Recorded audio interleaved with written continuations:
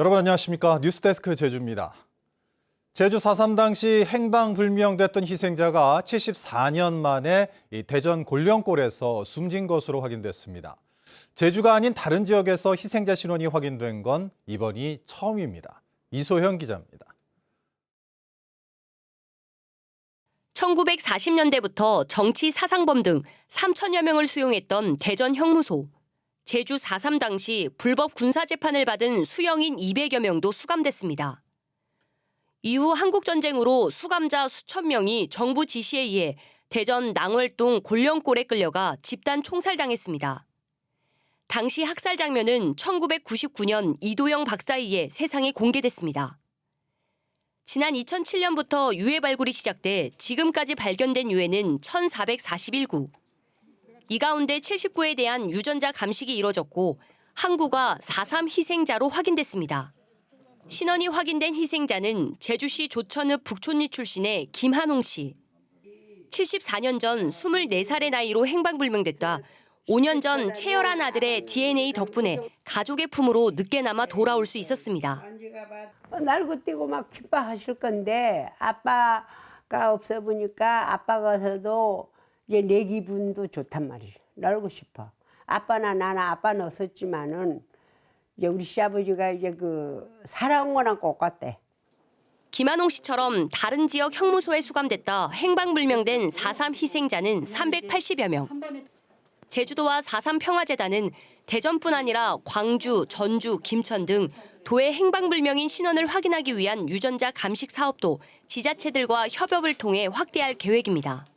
그러니까 대전으로 끌려가신 분들의 유가족분들 한 50% 정도가 지금 체혈에 참여를 했습니다. 그 더 많은 유가족분들이 체혈에 참여를 하신다면 저희가 앞으로 조금 더 많은 신원 확인이 있을 수 있지 않을까 하는 기대를 하고 있습니다.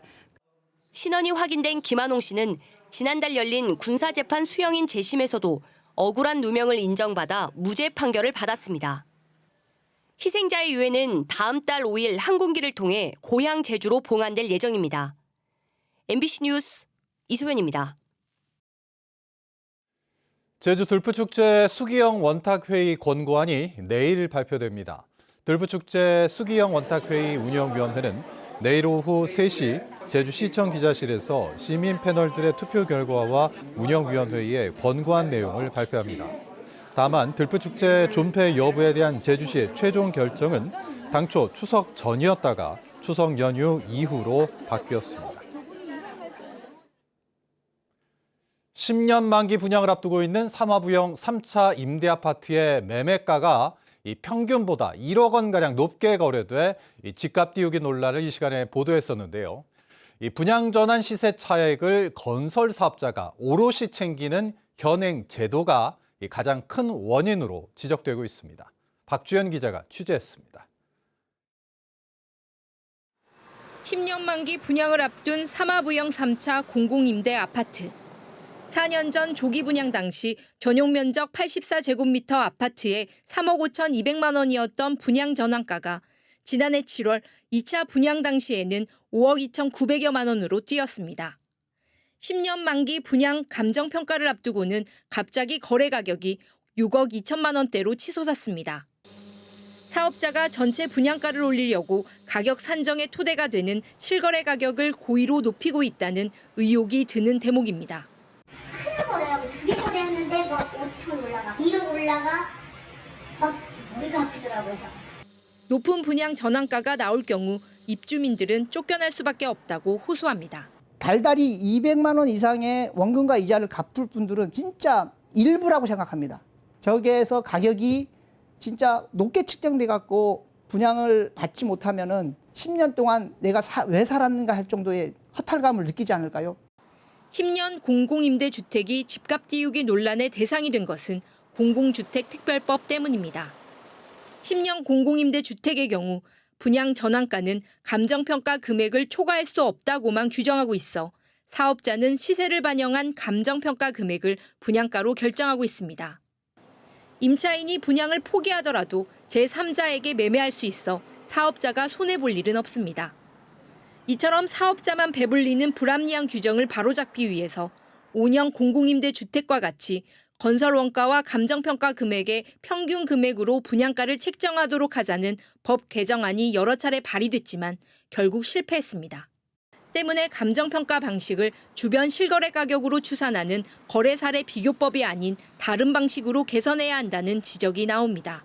실거래 가격이 사실 부정확한 것들이 많고 의도적으로 좀 높이 신고해서 자전거래식으로 만들어 놓은 가격들이 만들어질 수 있는 구조거든요.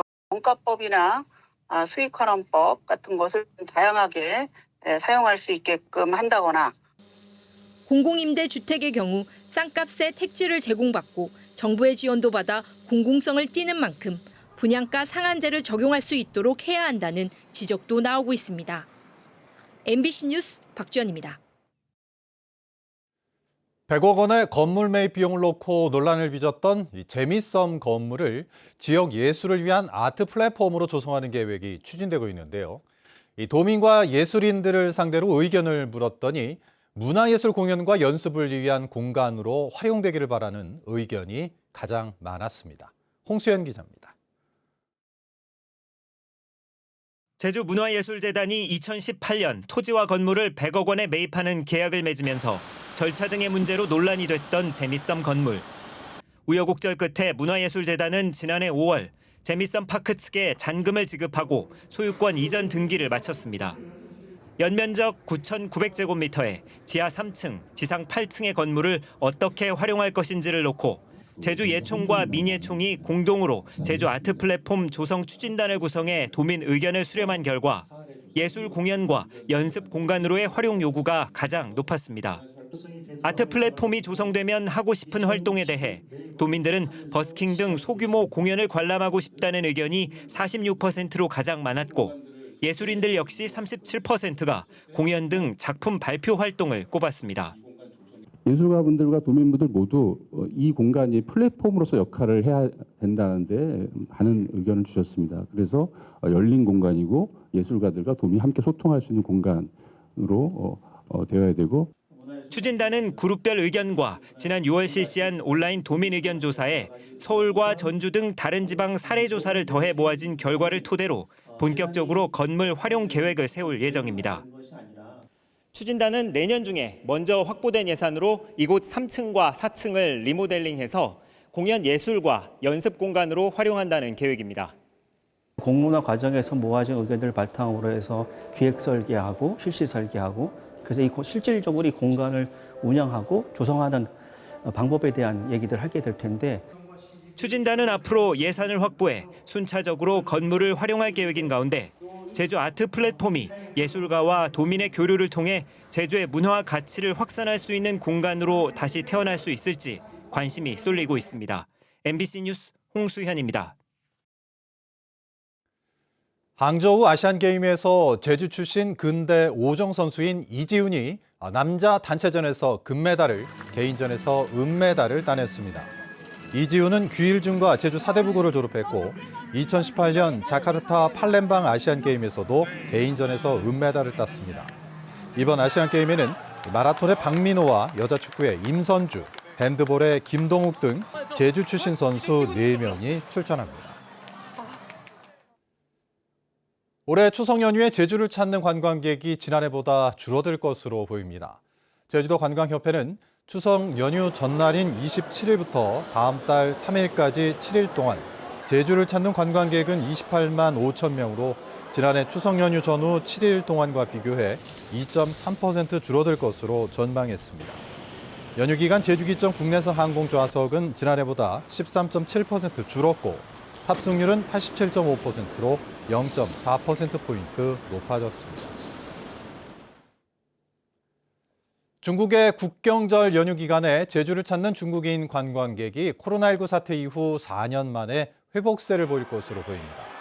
제주도 관광협회에 따르면 국경절 연휴인 오는 29일부터 다음 달 6일까지 8일간 중국인 관광객은 17,000여 명으로 코로나19 이전인 지난 2019년의 78% 수준을 회복할 것으로 보입니다. 국경절 연휴 기간 제주 기점 중국 노선은 8개로 2019년 18개의 44% 수준이지만 사드 보복으로 중단됐던 크루즈는 올해 6척이 입항할 예정입니다. 제주의 한 공사장에서 추락해 숨진 20대 청년이 4명에게 장기를 기증했습니다.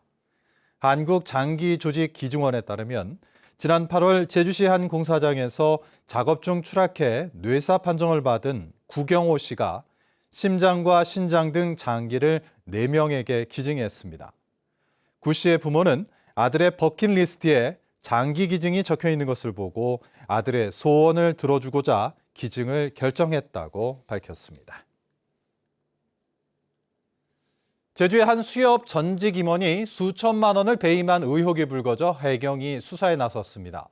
서귀포 해양경찰서는 지난 2018년 추석과 2019년 설 명절 당시 개인카드로 1,700만 원어치의 명절 선물을 산 뒤 회사 비용으로 처리한 전직 임원을 배임 등의 혐의로 입건해 조사하고 있습니다. 이 임원은 해경 수사에서 다음 선거에서 자신을 낙선시키려는 목적으로 사실을 왜곡하고 있다며 혐의를 부인한 것으로 전해졌습니다. 추석 연휴 기간 동안 전통시장을 주변 중심으로 이 불법 주정차 단속이 유예됩니다. 제주시는 전통시장과 원도심 경제 활성화를 위해 추석 당일인 모레부터 일주일 동안 동문시장과 서문시장, 보성시장과 제주 민속5일장 등에서 불법 주정차, 고정식 CCTV 단속을 유예한다고 밝혔습니다. 제주 뉴스 마칩니다. 고맙습니다.